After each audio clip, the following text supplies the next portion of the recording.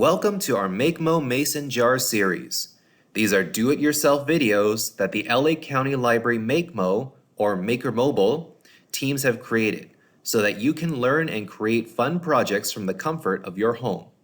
These projects strive to incorporate science, technology, art, engineering, and mathematics, or STEAM. I'm Lawrence Mack, a Make Mo librarian, and I will be your host today. If you're ready, let's start on our journey to learn a bit about glaze. Our objectives today are as follows: to introduce and define ceramics and glaze, to learn about the three ingredients of glaze, and how this applies to our connected mason jar project. Ceramics have existed in the history of humankind for over 26,000 years. It is a material made by subjecting clay and silica to intense heat over 600 degrees centigrade, or Celsius. That is over 1,000 degrees Fahrenheit, or 5 times the heat it takes for water to boil. Glazing techniques, which were invented sometime in the 13th century BCE, helped make pottery more useful by increasing its resistance to water. One of the most spectacular ceramic projects in history is the Terracotta Army of Qin Shi Huang, the first emperor of China. It was created around 210 BCE and first discovered in 1974, more than 2,000 years later.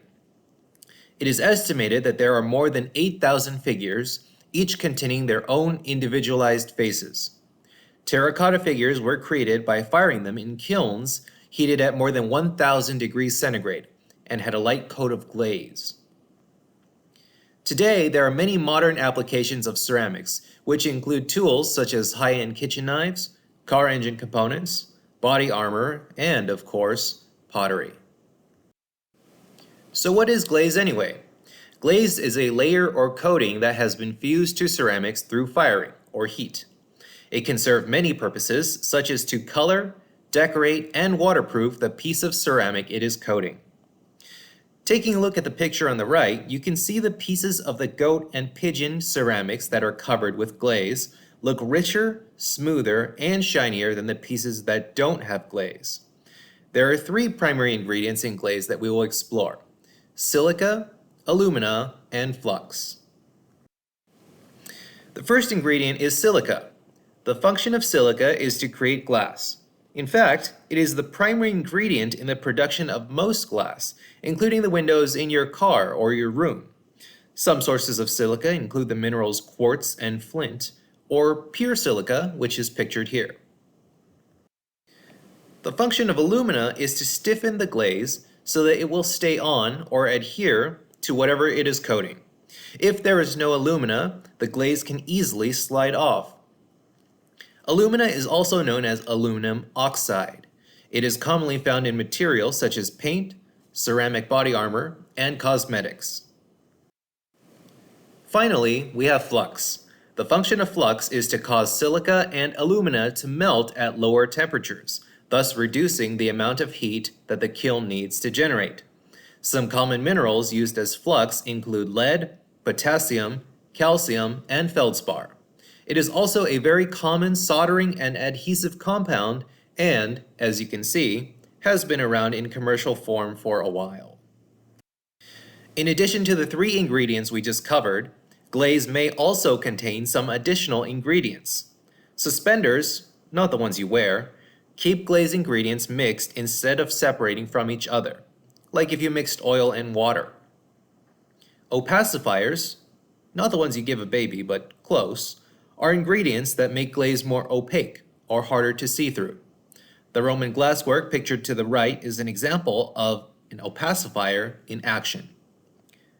Colorants are minerals that provide different shades of color to glaze. Think of it as glaze dye. Different combinations and concentrations produce different shades. You can definitely have too much of a good thing, and glaze ingredients are no exception. Too much flux causes glaze to be too runny or watery, and creates a texture that varies across the object. Too much silica causes glaze to be stiff, white, and opaque. If that isn't the look you're after, best not to put too much. Like flux, it too can cause uneven texture.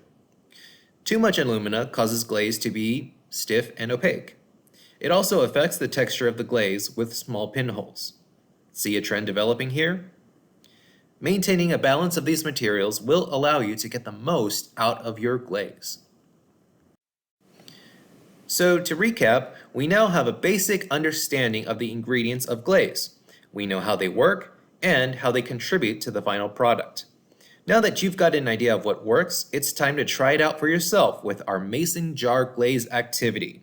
Remember, have fun, be safe, and never stop making.